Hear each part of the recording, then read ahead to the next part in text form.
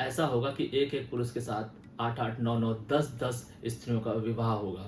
तो आपको यहाँ पे समझना चाहिए, अपने कुल को बचाना चाहिए, अपने कुल के बारे में सोचना चाहिए, क्योंकि ये कुल का जो श्राप होता है ये पूरे पूरे कुल को नाश कर देता है। आपने ऐसा भी देखा होगा कि लोग एक ही वाहन में बैठकर जा रहे हैं और पूरा का पूरा कुल खत्म हो गया।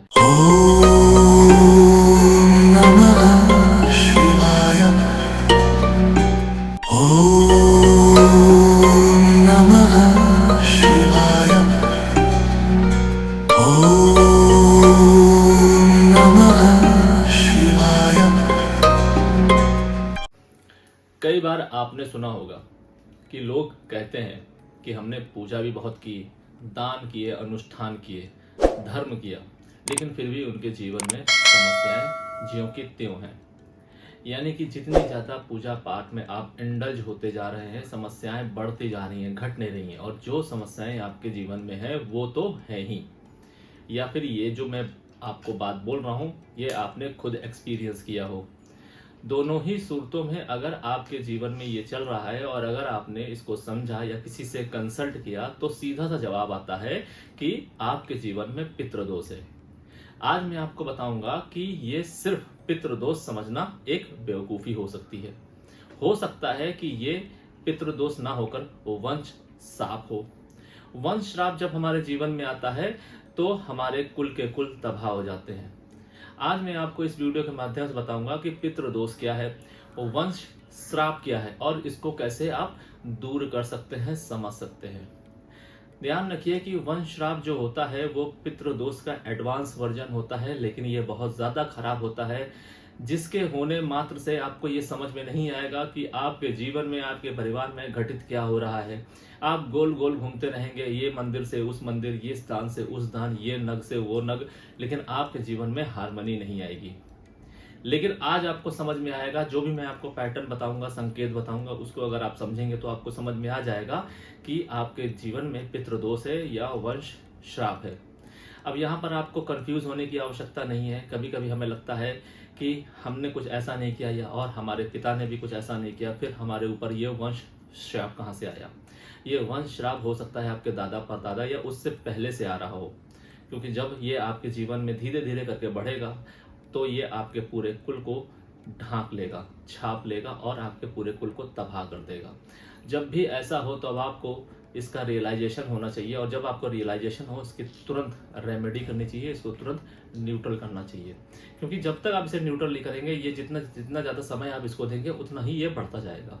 Welcome celestial seekers to the cosmic journey where the stars align and destinies unfold. मैं यहाँ हूँ ताकि ब्रह्मांड के रहस्यों के माध्यम से आपको गाइड कर सकूँ और ज्योतिष के ज्ञान से आगे का मार्ग प्रकाशित कर सकूँ। पिछले वीडियो में मैंने आपको बताया था कि पितृदोष के क्या संकेत है।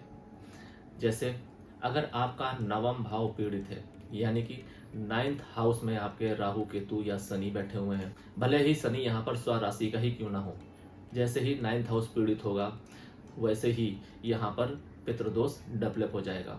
सूर्य का कमजोर होना, सूर्य का राहु केतु के साथ होना, आपका 8th हाउस पीड़ित होना, 2nd हाउस में मेलेफिक प्लैनेट का होना और आपके लग्नेश का 6, 8, 12 में बैठना, ये सब के सब सिग्निफिकेंस है कि आपके ऊपर एक जिम्मेदारी आई है और आपके ऊपर पितृदोष है, आपके परिवार में पितृदोष है। जब तक आप इस पितृदोष का निवारण नहीं करेंगे तब तक आप चाहे कितना ही एथिकली चलें, कितना ही दान धर्म करें, आपके जीवन से ये पितृदोष नहीं जाएगा। और जब तक ये पितृदोष नहीं जाएगा तब तक आपके जीवन में हार्मनी नहीं आएगी। हो सकता है ये पितृदोष आपके जीवन काल में इतना प्रभावी ना हो और आपका जीवन बहुत आसानी से निकल रहा हो और आप ये सोच रहे हो कि जीवन में समस्याएं तो आती रहती हैं और आप इसे इग्नोर कर रहे हैं। हाँ, समस्याएं आती हैं, लेकिन जब भी किसी भी जातक जातिका के ऊपर पितृदोष लगता है, फिर वो चाहे वंश के थ्रू आया हो या फिर उनके पिता या उनके अपने कर्मों के माध्यम से आया हो। अपने कर्मों के माध्यम से कैसे? जो मैंने आपको कुंडली में प्लेसमेंट बताई है कि 8th हाउस का खराब होना या 2nd हाउस में मेलेफिक प्लैनेट का होना, ये जो भी चीज़ें मैंने बताई हैं, ये सिग्निफिकेंस है कि आपकी वजह से भी पितृदोष आपके परिवार में आ सकता है। क्यों? क्योंकि पितृदोष वो नहीं है जो आपके जीवन में चैन के माध्यम से आ रहा है। कुछ ऐसे डिसीजन है, जिंदगी आपको ऐसे दोराहे पर लाके खड़े कर देगी जहां पर आपको 2 में से कोई एक डिसीजन लेना होगा और वो डिसीजन आप पितृदोष की तरफ का लेंगे, मतलब ऐसा डिसीजन लेंगे जहां पर आपको पितृदोष अप्लाई हो जाएगा और बस आपका जीवन प्रभावी हो जाएगा। तो मेरा कहने का मतलब यह है कि हो सकता है आपके जीवन में उतना ज़्यादा प्रभाव ना पड़े और आप इसको इग्नोर करते चले आ रहे हैं, लेकिन आपकी संतान जितनी पीढ़ियां ये पितृदोष भोगती जाएगी उतना ही ज़्यादा उसके ऊपर प्रभाव पड़ेगा। और क्या नतीजा होगा? नतीजा ये होगा कि एक पीढ़ी के बाद में आपके यहाँ धन के अभाव हो जाए, सेहत का अभाव हो जाए, या ये भी हो सकता है कि पूरी की पूरी पीढ़ी ही खराब हो जाए। अब मैं आपको ये बताऊंगा कि वंश श्राप के क्या संकेत होते हैं। अगर आपके परिवार में, यानी कि अगर आप 4 भाई बहन हैं, बहनों को हटा दीजिए, और चारों भाइयों के यहाँ कन्या संतान का जन्म हुआ, यानी कि पुत्र संतान का जन्म ही नहीं हो रहा है किसी भी भाई के यहाँ, तो ये वंश श्राप है। आपके परिवार में हर एक पुरुष को या स्त्री को एक जैसी ही बीमारी का होना, यानी कि अगर आपके परिवार में किसी एक को डायबिटीज है तो सभी मर्दों को डायबिटीज हो रही है, या सभी महिलाओं को डायबिटीज या बीपी की समस्याएं हो रही हैं। और आप ये सोच रहे हैं कि डायबिटीज और बीपी का तो चलन चल रहा है, सबको हो रहा है, तो आप मूर्खता कर रहे हैं। घर के सदस्यों के बीच में अगर एक जैसी बीमारियों का पैटर्न बन रहा है तो ये वंश श्राप का इंडिकेशन है। और क्या है? और यह है कि घर के पुरुष की जल्दी मृत्यु होना। अगर परिवार के सभी पुरुष जल्दी मृत्यु हो रही है और ये मृत्यु बीमारी के माध्यम से हो रही है, तो ये वंश श्राप का इंडिकेशन है। ध्यान रखिए कि इसमें एक्सीडेंट इंक्लूड नहीं है, मर्डर इंक्लूड नहीं है। नेचुरल डेथ बीमारी के माध्यम से, यानी कि घर के जितने भी पुरुष हैं वो खटिया लग गए हैं, चारपाई लग गए हैं और उसके माध्यम से उनकी मृत्यु हो रही है समय से पहले, और घर की महिलाएं जीवित हैं, वंश श्राप है। घर के जितने भी पुत्र हैं, आपके 4 भाई हैं और उनके पुत्र हैं, पुत्रों की बुद्धि ठीक से काम नहीं करना, या फिर पुत्रों के अंदर बीमारियां होना। आपका जीवन सही जा रहा है, आप हट्टे कट्टे हैं, लेकिन आपका पुत्र बीमार है, बीमार मेंटली बीमार, बीमार शारीरिक बीमार, वंश श्राप है। इसके अलावा घर में बहुओं का ना टिकना, वंश श्राप है। अब यहाँ पर भी आपको कंफ्यूज होने की आवश्यकता नहीं है। कोई भी चीज अगर परिवार के सभी सदस्यों के साथ लागू हो रही है तब तो ये वंश श्राप है। आप ये सोचें कि आपके अगर 4 बेटे हैं और चारों बेटों की विवाह हो गया है, जैसा कि आजकल चलन चल रहा है, किसी 1 या 2 बेटे का तलाक हो जाता है, या फिर बहुएं आती हैं और उनका देहांत हो जाता है, और आप सोच रहे हैं कि ये वंश श्राप है, तो आप बेवकूफ़ी कर रहे हैं। जिस भी घर में वंश श्राप इस कैटेगरी में आएगा तो आपके घर में पुत्र चाहे कितना ही योग्य हो, बहू किसी की नहीं टिकेगी। तो अगर इस तरीके का पैटर्न आपके पूरे खानदान में, पूरे परिवार में आ रहा है, तो यहाँ पर आपको समझने की आवश्यकता है, ये वंश श्राप है। और ये वंश श्राप जितना ज़्यादा बड़ा होगा उतने ही ज़्यादा इंडिकेशन होंगे। यानी कि अगर आपके परिवार में कन्या ही संतान का जन्म होता चला जा रहा है हर भाई के यहाँ, तो ये सिग्निफिकेंस है कि वंश श्राप फल फूल रहा है। आपको इसको न्यूट्रल करना है, कम करना है, खत्म करना है। ठीक इसी तरीके से अगर आप इसे इग्नोर करेंगे तो दूसरा सिग्निफिकेंस आएगा मृत्यु का, बीमारी का। जब ये बढ़ेगा तो आपके जीवन में प्रॉब्लम ही प्रॉब्लम आएगी, धन का अभाव होना। अब हम ये समझते हैं ये होता कैसे है, वंश श्राप हमें कैसे मिलता है। जब आप किसी गरीब का धन हड़प कर लेते हैं, अपने भाई का हिस्सा मार लेते हैं, अपने भाई के साथ अपनी बुद्धिमत्ता का परिचय देते हुए उसको ठग लेते हैं और उससे उसके हिस्से की जमीन जायदाद आप हड़प कर बैठ जाते हैं, ये वंश श्राप आएगा। अब ये वंश श्राप आपके कुल पर आएगा। अगर आप ये सोच रहे हैं कि आपके जो बाकी के 3 भाई बहन हैं उनके ऊपर आएगा, तो नहीं, उनके ऊपर नहीं आएगा। ये गलती आपने की है, तो ये वंश श्राप आपके ऊपर चैनलाइज होगा। इसके अलावा अगर आपने अपने पूर्वजों की जमीन सारी बेच दी है, या पूर्वजों का कोई घर है जिसमें आपकी कई पीढ़ियों ने जीवन गुजारा है, आप उसको बेच दे रहे हैं, तो भी ये वंश श्राप हो सकता है। अब ये पर्सन टू पर्सन वेरी करेगा कि उस घर की, उस जमीन की क्या वैल्यू है। अगर जैसा कि आप लोग जानते हैं कि हमारे जो पूर्वज थे वो चीज़ों के साथ, जमीन जायदाद के साथ बहुत ज़्यादा अटैच्ड थे।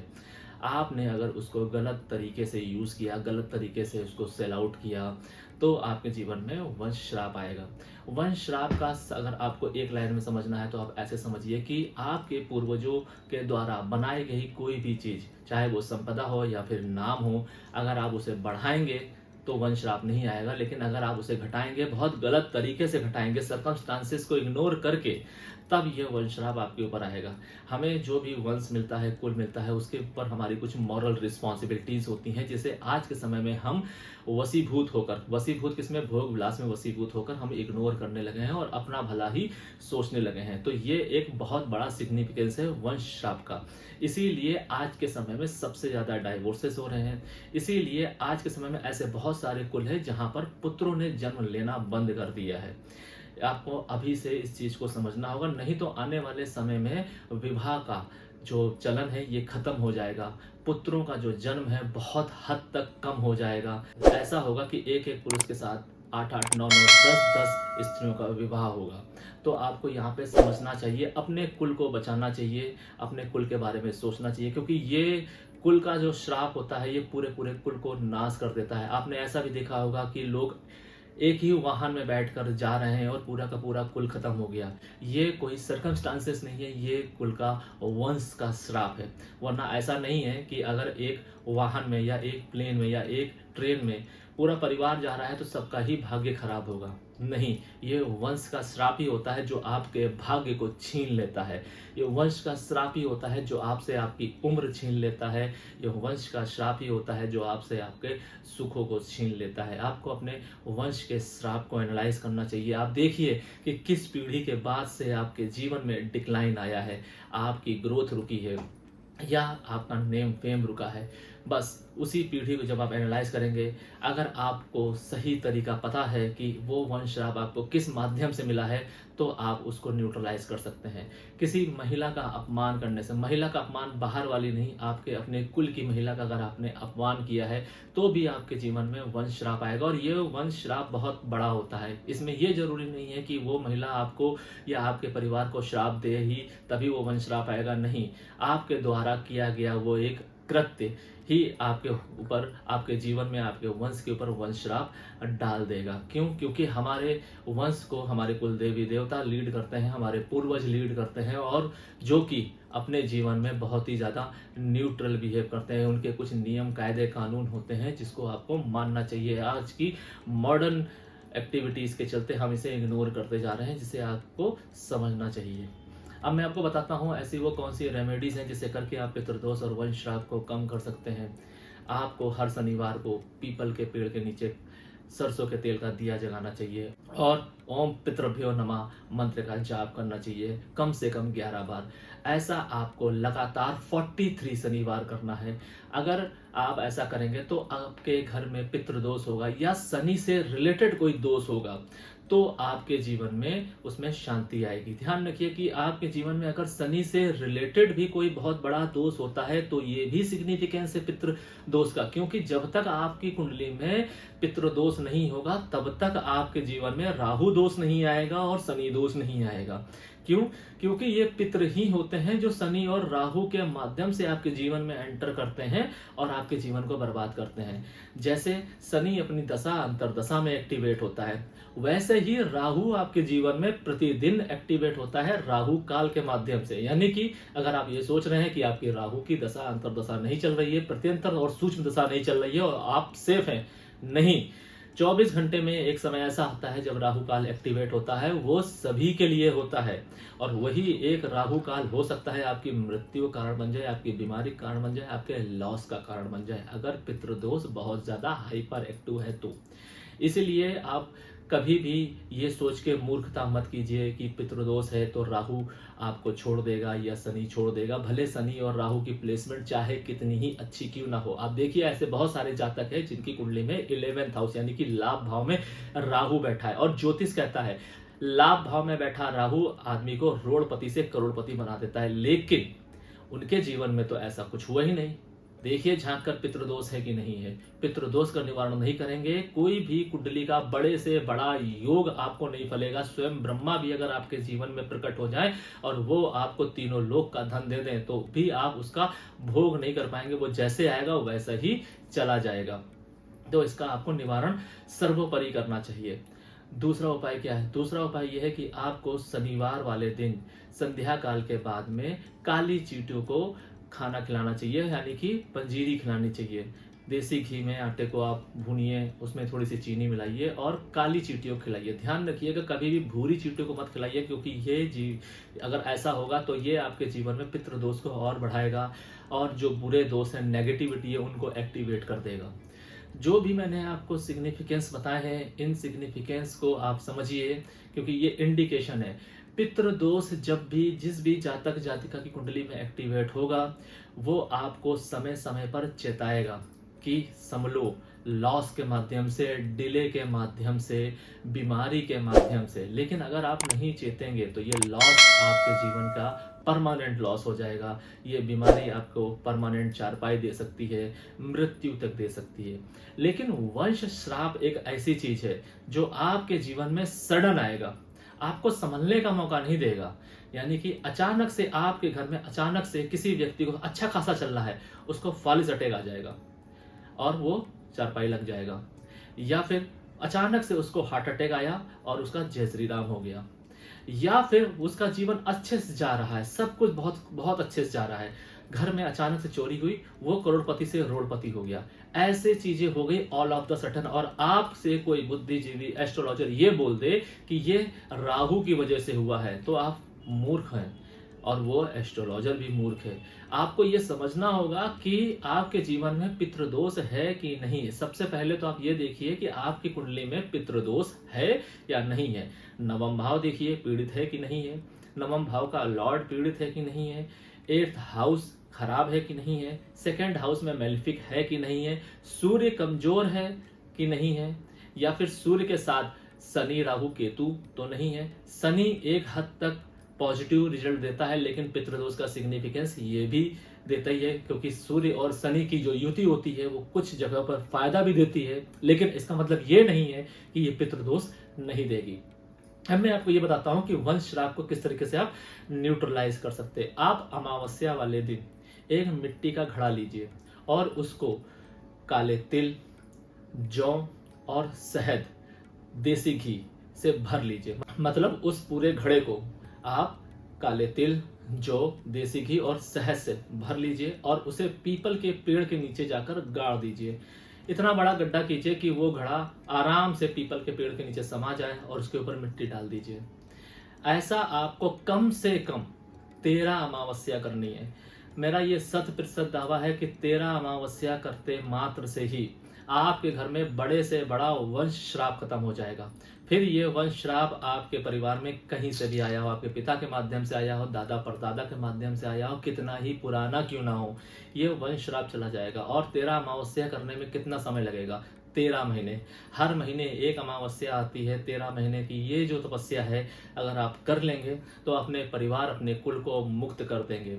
जैसा कि मैंने आपको पिछले वीडियो में बताया था कि अगर आप अपने कुल में कुछ भी ऐसे पापों को काट पाते हैं, श्राप को दूर कर पाते हैं या दोषों का शमन कर पाते हैं, तो आपके जीवन में इतने पुण्यों का इजाफा होगा। हो सकता है कि आपके माध्यम से आपने जो पूर्व जन्म में पाप किए हैं वो एक साथ कम हो जाए। हो सकता है आपको मोक्ष मिल जाए, क्योंकि ये वो माध्यम है। आप किसी कुल को तार रहे हैं, आपकी वजह से एक कुल का दोष खत्म हो रहा है, आपकी वजह से एक वंश को सदगति मिल रही है। अगर आप ये प्रयास करेंगे, अगर आप ये सोचते हैं कि आपका बड़ा भाई करे, आपका छोटा भाई करे, आपका कजिन करे, तो ये अपॉर्चुनिटी आपको अपने हाथ से नहीं जाने देनी चाहिए, क्योंकि ये बहुत बड़ी अपॉर्चुनिटी है। आप इसको अपने हाथ से कीजिए, अपने आप इसको इनिशिएट कीजिए। और अगर आपके घर में 4 भाई बहन हैं और चारों इसे करना चाहते हैं तो ये अति उत्तम है, क्योंकि इसमें ऐसा नहीं है कि एक भाई कर रहा है तो अगर आपका मन है, आप नहीं करना चाहते हैं, आप भी कीजिए। क्योंकि इससे हमारे जो पूर्वज होते हैं वो प्रसन्न होते हैं। उनको लगता है कि हमारी जो ये वाली पीढ़ी है, जिस पीढ़ी में ये हो रहा है, वो कितनी अच्छी है, हमारे बारे में सोचती है, हमारे कुल के बारे में सोचती है। और जब अपने कुल और वंश के बारे में सोचते हैं तो हमारे पितृ और हमारे कुल देवी देवता हमें आशीर्वाद देते हैं। इसके बाद जो आपका जन्म होगा, जिस भी कुल में होगा, उसमें आपको असीम धन शक्तियां मिल सकती हैं, जिससे आप उस कुल को भी अच्छे से सर्वाइव कर पाएंगे, अच्छे से उसको भी तार पाएंगे। ध्यान रखिए कि हमारे जीवन में जो भी लिखा है वो बदला नहीं जा सकता है, मगर भाग्य बदल सकता है एक निर्णय के माध्यम से। आपके जीवन में जो दोष हैं वो दोष को कम या ज़्यादा किया जा सकता है एक निर्णय के माध्यम से। इसीलिए मैं हमेशा कहता हूँ डिसीजन लीड्स द डेस्टिनी। अगर आप अपने डिसीजन को सही समय पर सही डायरेक्शन में लेंगे तो आप अपने भाग्य को परिवर्तित कर सकते हैं। हो सकता है आपका भाग्य खराब हो, लेकिन आपके एक सही डिसीजन के माध्यम से कोई एक ऐसा व्यक्ति आपके जीवन में एंटर कर जाए जिसका भाग्य आप लेवरेज कर पाएँ और आप फर्श से अर्श तक पहुंच जाएं और आपके जीवन में खुशियां आ जाएं। हार्मनी लाने के लिए सिर्फ एक डिसीजन काफ़ी है। बस देखना यह है कि ये डिसीजन आप कब लेते हैं, आज लेते हैं या फिर 10 साल बाद, 100 साल बाद लेते हैं, पीढ़ियों का नाश हो जाने के बाद लेते हैं। इस वीडियो के माध्यम से अगर आपको कुछ ऐसा है जो समझ में नहीं आया है तो आप हमसे कमेंट कर सकते हैं। पितृदोष या वंश श्राप से आप जूझ रहे हैं तो भी आप हमसे मार्गदर्शन ले सकते हैं थ्रू आउट द अपॉइंटमेंट। अपनी कुंडली का एनालिसिस कराने के लिए भी आप हमसे जुड़ सकते हैं। अपनी समस्या को सार्वजनिक नहीं करना चाहते हैं तो भी आप हमसे व्हाट्सएप के माध्यम से जुड़ सकते हैं। इसका कोई चार्ज नहीं है, आपकी यथासंभव मदद की जाएगी हमारी टीम के द्वारा। आज के लिए फिलहाल इतना ही। सेलेस्टियल एनर्जीज आपका मार्गदर्शन करें और आपके आगे के सफर को प्रकाशित करें। शरणम।